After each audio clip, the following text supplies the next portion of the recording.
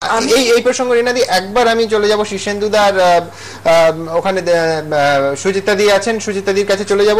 সেটা হচ্ছে আমার মনে আছে সুচিত্রা দি এবং শীর্ষেন্দুদা আপনারা দুজনেই ছিলেন আজ থেকে যখন আমার মনে হয় 1 বছরেরও আগে সময় যখন নন্দীগ্রাম শব্দটা সদ্য আমরা চিনছিলাম, সেখানে একটা গন্ডগোল হচ্ছে, সেই খবরগুলো আসছিল, আমাদের প্রতিনিধিরা তুলে আনছিলেন। তখন আমরা বারবার একটা আশঙ্কা প্রকাশ করেছিলাম যে এই অশান্তিটা বোধহয় চলতেই থাকবে, তার কারণ আগামী 1 বছর বা 1.5 বছর পরে পঞ্চায়েত ভোট, যেটা আগামী কাল শুরু হতে চলছে। এবং আমরা তখন আমার মনে আছে আপনারা দুজনেই আশঙ্কা প্রকাশ করেছিলেন যে রাজনীতির যারা কুশীলব আছেন তারা বোধহয় এটাকে পঞ্চায়েত ভোট অবধি টেনে নিয়ে যাবেন। আজকে আমার হঠাৎ মনে পড়লো যে সেই আশঙ্কাটা বোধহয় সত্যি হলো, সত্যি পঞ্চায়েত ভোট অবধি এই গোটা নন্দীগ্রাম ইস্যুটা টেনে আনা হলো। এবং আজকে যেরকম ভাবে ওখান থেকে সরাসরি সিআরপিএফ এর যিনি আছেন ডিএসপি, তিনি পরিষ্কার বলে দিলেন যে এখনো আজকেও নতুন করে মানুষ ঘর ছেড়েছে, আজকেও নতুন করে অশান্তি হয়েছে। কি মনে হচ্ছে সেই দিনকার আশঙ্কা তো একেবারে আমাদের সামনে, মানে সূর্যের আলো দিনের আলোর মতো স্পষ্ট হয়ে গেল। শীর্ষেন্দুদা, কিন্তু পরিষ্কার বোঝাই যাচ্ছে কেন হচ্ছে, যে কারণে অপর্ণা, কৌশিক সেন এবং অন্যান্যদের আটকানো হয়েছে নন্দীগ্রামে যাওয়ার জন্য।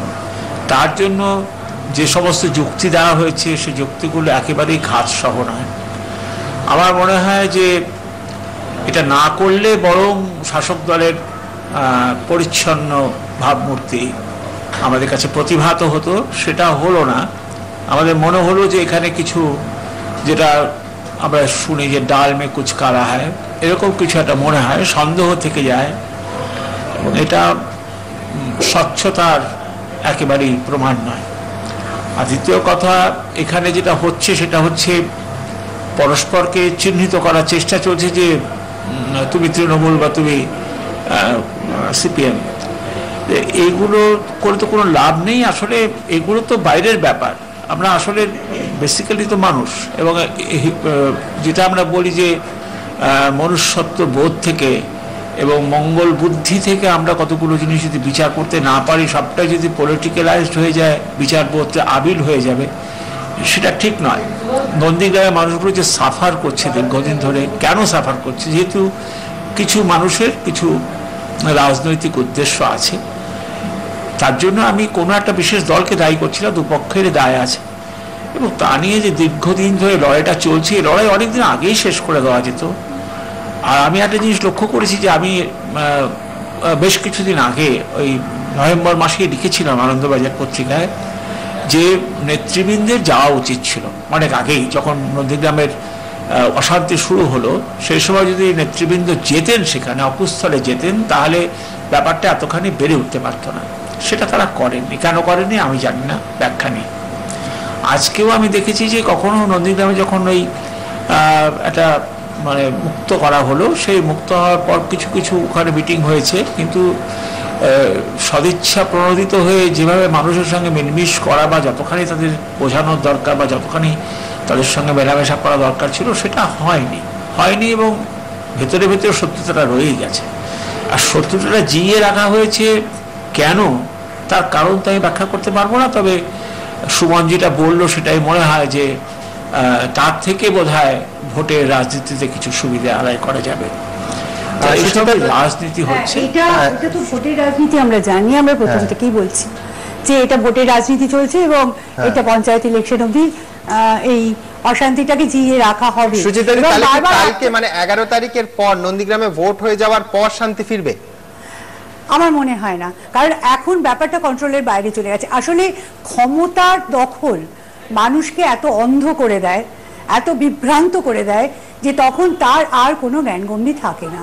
এই জিনিসটাই এখন চলে আসছে শাসক দলের ভেতরে, মানে ক্ষমতা দখলের এত মানে লিপ্সা, যেটাকে বলে লালসা, তাদের অন্ধ করে দিয়েছে। তারা যা খুশি তাই বলে যাচ্ছে। এবং সব থেকে আমার যেটা মনে হচ্ছে যে আজকে যে এই যে এদের আটকানো হলো, অপর্ণা সেনদের আটকানো হলো, এটা যে কতটা উদ্দেশ্য প্রণোদিতভাবে আটকানো হলো সেটাও কিন্তু এই সাধারণ মানুষ আজকে যারা শুনছেন, টিভি দর্শক শ্রোতা, তারা কিন্তু পরিষ্কার বুঝতে পারছেন এত ঝগড়া বিবাদের প্রয়োজন নেই। সাধারণ মানুষের বুদ্ধি আছে, সাধারণ মানুষকে বোকা ভাবার কোনো কারণ নেই। একটা কথা বলতে পারি? আচ্ছা, এই যে শীর্ষেন্দুদাকে শ্রদ্ধা করি, সুচিত্রা দেবীকেও শ্রদ্ধা করি, আপনারা যেটা বলছেন যে ওনাদেরকে আটকে দেওয়াটা অত্যন্ত অন্যায় হয়েছে, অপরাধ হয়েছে প্রশাসনের তরফ থেকে, যে কারণে আটকে দেওয়া হয়েছে, আপনারা কি সে দায়িত্ব নিতে পারতেন? যে আচ্ছা, একটা এক সেকেন্ড আমি কথাটা শেষ করি, আমরা একদম শেষ আমি কথাটা শেষ করি। আপনারা কি এই দায়িত্বটা নিতে পারতেন? ওনাদেরকে না হয় আটকে দেওয়াটা খুব অপরাধ হয়েছে। এবার ওখানে গিয়ে যে ধরনের পরিস্থিতি নন্দীগ্রামে এই মুহূর্তে রয়েছে, আমি বললাম একটা ইটের আঘাত যদি কারোর গায়ে লাগতো সে দায়িত্বটা কে নিত? তখন কে নিত সেই দায়িত্ব? আপনাকে এবার একটা তখনই তো বলতো যে সিপিএম এর একটা কথা বলেছে, জাস্ট সিপিএম মেরেছে। ক্ষমতার দম্ভে অন্ধ এই কথাটা বারবার শুনছি। আপনি কি ক্ষমতা চাই তারও একটা দম্ভ, সেখানে মানুষ অন্ধ হয়ে যায় সুচিত্রা দি। এত গলা উঁচু করে সেটা দেখেছি। মানে এদের আক্রমণ করছেন, এত শানিত কথা আক্রমণ করেছি? আপনারা কি আটকাতে পারবেন? আপনারা কালকে বহিরাগত আটকাতে পারবেন তো? বহিরাগত তো এনারাও যাচ্ছিলেন বহিরাগত, বহিরাগত এদের তো আটকে দিয়েছে সবাই বহিরাগত এক্সেপ্ট বহিরাগত কারা ঘোষণা করে আমরা গতবার দেখেছি বহিরাগত কারা কাদের দলের সঙ্গে বহিরাগত। আমরা মনে হচ্ছে যে মূল আলোচনা থেকে একটু আমরা নভেম্বরের ছবি জানি, আমরা দেখেছি। হ্যাঁ, আমরাও দেখেছি, আমিও তো দেখেছি বহিরাগত কারা সেদিনকেই দেখা গেছে।